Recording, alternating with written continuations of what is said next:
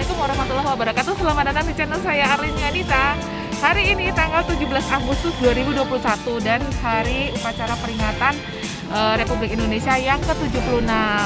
Nah, siang ini saya berada di alun-alun Wonosobo dan ingin membahas tentang budaya Indonesia, yaitu tari Jawa. Saya sebagai orang awam ingin tahu banyak tentang tari Jawa dan kita mau menanyakan nanti sama ahlinya ya, salah seorang ahli tari yang ada di Wonosobo. Jadi tari Jawa itu adalah seni atau budaya yang dipengaruhi oleh budaya Jawa ya, dan ada beberapa ciri gerakan. Di Indonesia sendiri terdiri dari 700 suku bangsa se-Indonesia dan telah didata ada 3.000 jenis tarian asli Indonesia. Nah, saya ingin belajar tentang tari sedikit-sedikit dan belajar menari juga. Saya bukan penari, nggak pernah menari juga. Anda akan melihat betapa kakunya saya. Yuk!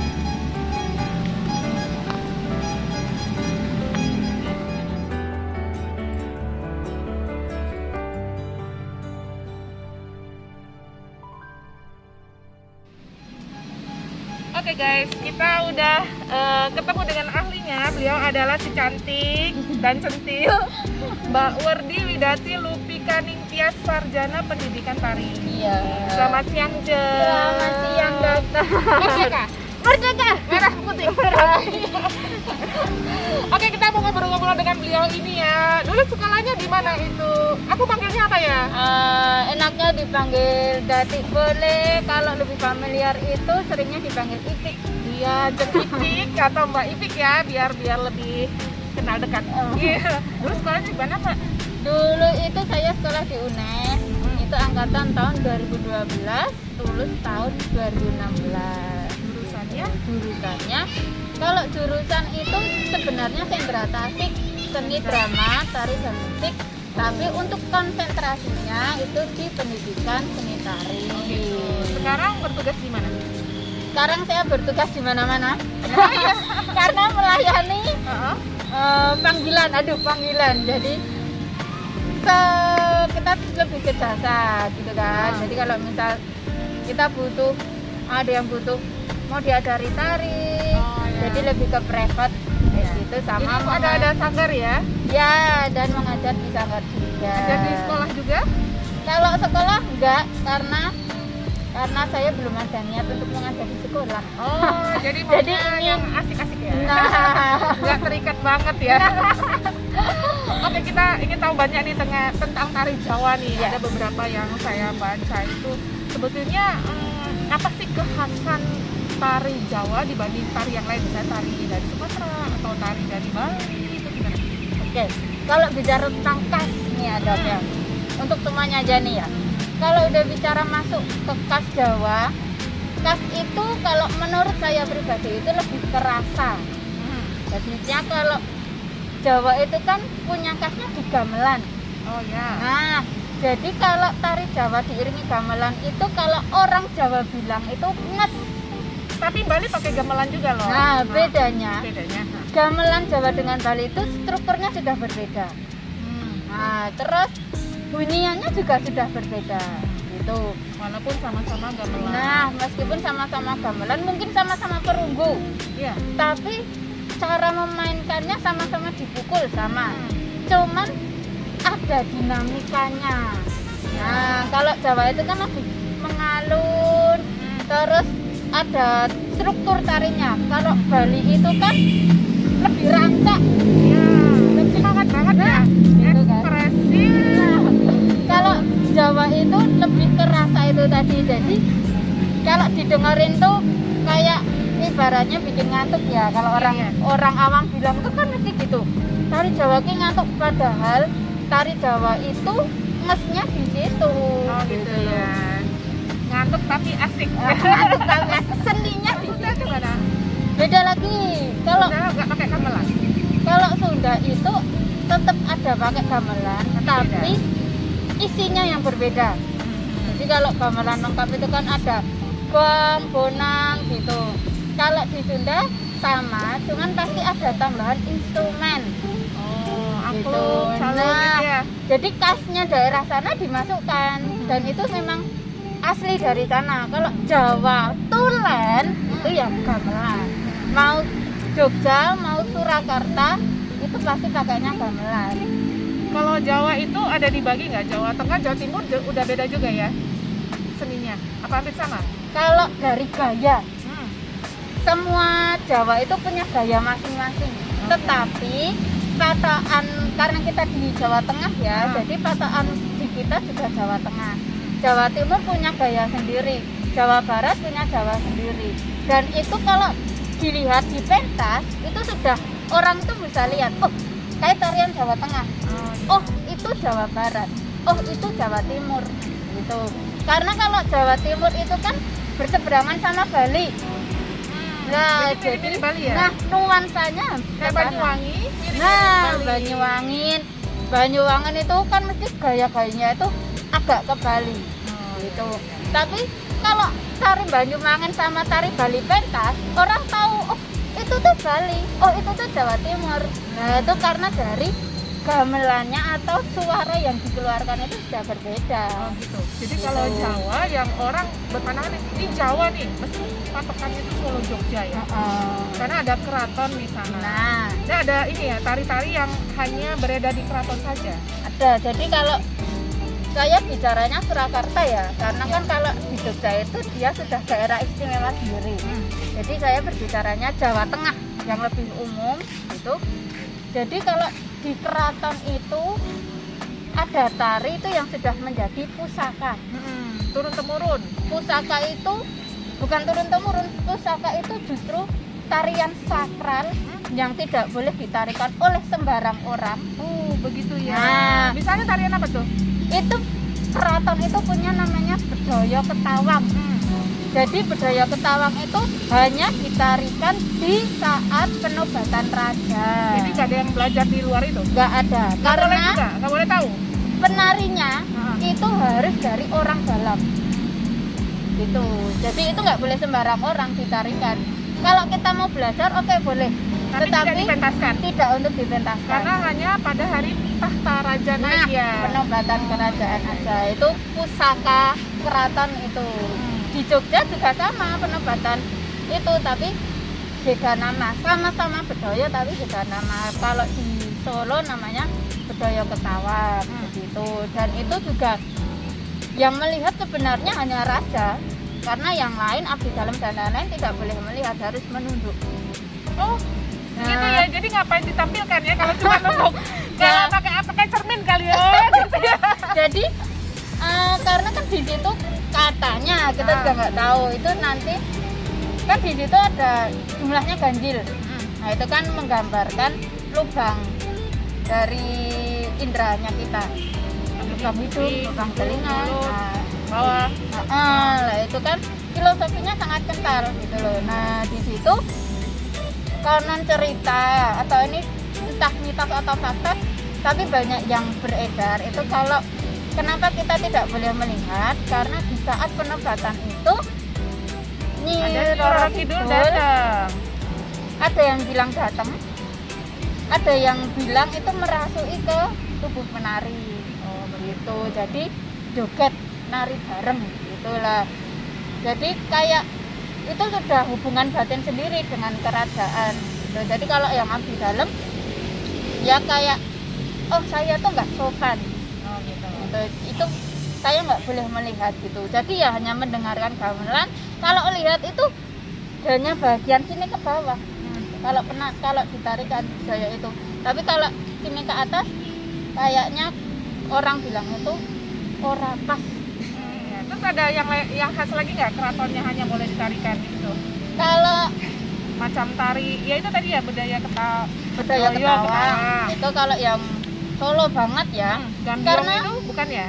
Kalau Gambyong itu sudah umum. Jadi kalau Gambyong, bicara Gambyong nih, jadi ya Gambyong itu sebenarnya tari kerakyatan yang dibakukan menjadi tari pergaulan. Gitu. Jadi kan kalau dilihat tari Gambyong, tari Tayub itu sama kan, pakai tanggul kan hampir sama. Nah jadi tari gambyong itu juga dibikin biar caranya nyambut orang ditarikan itu orang asal-asalan, nggak asal gerak gini, tapi sing penak dilihat, terus punya aturan sendiri. Semua gambyong itu menceritakan remaja yang bersolek diri, menghias diri. Nah, tapi diarahkan yang benar. Tuh. Nah, itu kalau bicara gambyong ya. Jadi biar orang tahu, oh, bedanya gambyong karo tayub apa sih? Kalau tayub itu kan namanya tayub itu tari pergaulan yang lebih ke kerakyatan. Kalau gambyong tari kerakyatan yang dibakukan jadi sebuah resmi ya. Nah, Jadi diangkat ke atas. Nah, jadi biar levelnya naik. Levelnya naik. Levelnya naik. Nah, ngomong-ngomong tentang filosofi, sebetulnya setiap tari itu ada filosofinya ya. Jelas. Jadi itu ada pendidikan moral yang dimasukkan ke dalam tarian. Misalnya gimana? Misalnya gini, kita ambil simpel contoh gambyong aja ya. Kalau aslinya moralnya itu kan yang disampaikan gambyong itu menceritakan orang yang tumbuh dari ABG nih, sukanya dandan, sukanya gini, tapi dia ada gerakan yang halus yang menunjukkan bahwa kita harus ingat bahwa kita tuh hidup di bawah kuasa Tuhan gitu. Jadi ada yang melo, ada yang tenang-tenang kayak gitu. Nah, terus filosofi lainnya adalah kenapa toh kok gambyong itu seanggulan? Caranya kan gitu. Emang yang lain enggak ya? Nah, gambyong itu kenapa sanggulan? Karena dulu wong zaman biyen itu nyasanggul itu pakai rambut sendiri. Oh iya, kalau sekarang enggak. Nah, kalau sekarang pakai pasangan gitu toh. Lah, diambillah karena zaman dulu itu nggak ada model rambut lain selain panjang. Nah, selain digelung itu tadi, makanya digelung. Terus kenapa kok pakai kemben gitu toh? Ya karena zaman dulu adanya itu. Itu nggak ada karena di zaman dulu itu orang yang pakai kebaya itu hanya orang bangsawan.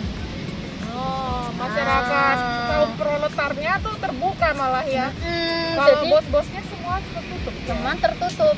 Dan itu juga warna itu zaman dulu juga mempengaruhi kasta ya. Ya, zaman dulu. Jadi terus lagi kenapa kalau di tari Jawa itu ini kalau kita bahas filosofi itu banyak banget melebar. Jadi saya ambil contoh-contohnya aja. Kenapa di Jawa kalau menari itu tangannya nggak boleh di atas rata-rata gini? Oh begitu? Itu di Jawa nggak boleh. Jadi ada aturan dasarnya. Ada aturannya. Jadi kalau nari Jawa itu hanya di bawah. Jadi terap ini. Oh begitu. Kenapa? Karena zaman dulu kalau nari kelihatan karena saru. Itu ceritanya. Gitu. Terus lagi kenapa toh kalau Jawa itu lebih sering memakai jarik. Nah, jarik itu kan motifnya banyak. Iya, itu ada kastanya juga. Nah, ada kastanya juga. Nggak boleh gambar yang hanya dipakai di keraton kita pakai. Nggak boleh. Nggak boleh ya. Nah, jadi kan kalau di jarik itu kan kadang ada gambar Garuda itu. Itu juga nggak boleh kita pakai. Kalau zaman dulu itu khusus milik raja. Gitu. Jadi kenapa kalau gambyong itu pakai jarik motif rejeng itu yang batian biasa, gini toh, ukir biasa toh, nggak ada yang lain. Itu ya karena zaman dulu itu adanya itu di kaum yang ibaratnya menengah ke bawah, pakainya itu, gitu kan. Jadi kalau ada yang gambyong sekarang semoncar dan lain-lain itu dikreasikan. Kreasi baru namanya. Nah, gitu. Terus motif gambyong itu kan sebenarnya juga menggambarkan kehidupan mereka tahun dulu. Jadi kayak contoh gerak-geraknya apa? Gini toh, ada gininya. Ini lagi ngapa tuh? Sisiran kan? Ini ulap-ulap namanya. Ulap-ulap itu melihat. Itu tuh di atas ini. Nah, harusnya nggak boleh kah? Kalau gini boleh. Aturan ininya. Oh, nggak boleh naik. Nah, nggak boleh naik. Jadi di sini. Nah, jadi di sini. Dan ini harus kerak di alis. Oh, gitu. Nggak boleh di atas sini. Itu merdeka. Kalau jadi merdeka, benar. Oke deh. Sebetulnya kalau dibagi zamannya atau menurut apa pembagian tarian Jawa itu? Kalau menurut zaman, kita bicara zaman Nabi. Kalau zamannya itu dipengaruhi banyak sebenarnya ya. Karena Hindu-Buddha dulu, dari zaman dulu banget, kan yang pertama masuk itu malah agama itu dulu. Belum ada agama yang lain kan. Nah, terus kalau bicara itu, jadi yang utama yang benar malah kayak Bali gitu-gitu, karena dia khususnya di Hindu-Buddha. Oh iya. Betul kan? Kalau di Jawa dia belum kesentuh. Jadi budaya dulu itu kan, kenapa kok Jawa sentuhannya beda? Ya, karena dulu mereka udah punya gaya dulu sendiri gitu. Jadi dia nggak mempengaruhi. Kalau Hindu-Buddha di Jawa diambil dari ceritanya Ramayana, Mahabharata. Lah, tahu cerita Hindu-Buddha itu cara pengemasannya gimana ya biar bisa dinikmati. Lalu dibikinlah sebuah pertunjukan. Kalau pertunjukan itu bisa dinamakan sendratari, wayang orang, ketoprak, yang mungkin ceritanya diambil dari itu, tapi cuplikan-cuplikan ya. dikemas sesuai. Ya guys, ini dengan masih berdirinya keraton hingga saat ini, budaya Jawa itu terlestarikan ya. Alhamdulillah juga pemerintah Indonesia juga membantu dengan berdirinya sekolah-sekolah seni tari ya. ISI Yogyakarta, IKJ itu kesenian Jakarta, yang di Bandung namanya Sekolah Tinggi Seni Indonesia. Kemudian ada yang untuk pendidikan khusus seperti Mbak Ipi ini juga ada pendidikan tari, karena seni ini harus dilestarikan, jadi dimasukkan dalam kurikulum semua tingkat ya, dari SD, SMP dan sampai SMA ya. Ada. Kalau yang saya baca itu dari zamannya seni tari itu dibagi 3 ya. Zaman prasejarah, jadi yang tarian-tarian asli, yang kayak tari jarak di Kalimantan, misalnya tari Dayak, kemudian tari-tari di Papua. Kemudian setelah ada agama Dharma, Hinduisme dan Buddhaisme, maka dipengaruhi oleh kisah Mahabharata Bharatayuddha yang menjadi epik di agama Dharma. Kemudian masuknya Islam, mempengaruhi juga seni tari dengan adanya tari saman ya. Kemudian tari Rodat. dari mana? Rodat dari mana? Sumatera kah? Bukan. Rodat itu asli dari Wonosobo. Oh, baru tahu. Nanti kita suruh beliau menarikan. Rodat, ada rodat itu juga karena pengaruh budaya Islam. Rodat. Iya. Jadi juga tarian itu ada pembagian yang lain. Satu background yang dari keraton yang seperti tadi disampaikan, Bedugul Ketawang, tapi juga ada tarian rakyat.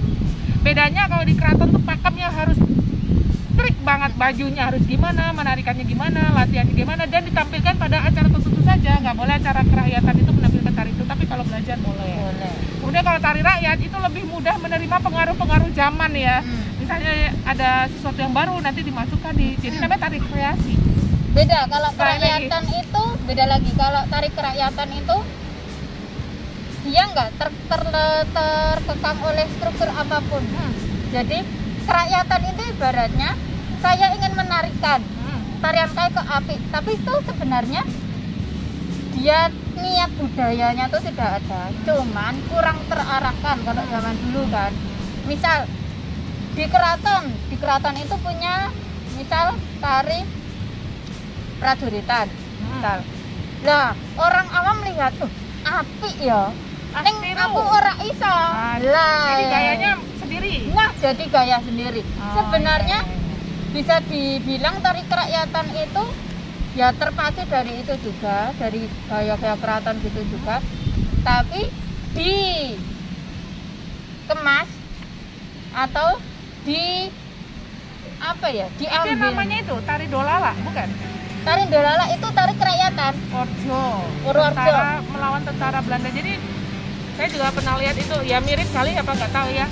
Kayak baju tentara Belanda ya, ada pangkatnya. Terus celananya segini. Karena memang jurit Belanda zaman dulu tuh celananya begitu. Terus kaos kakinya tinggi. Emang. Ya.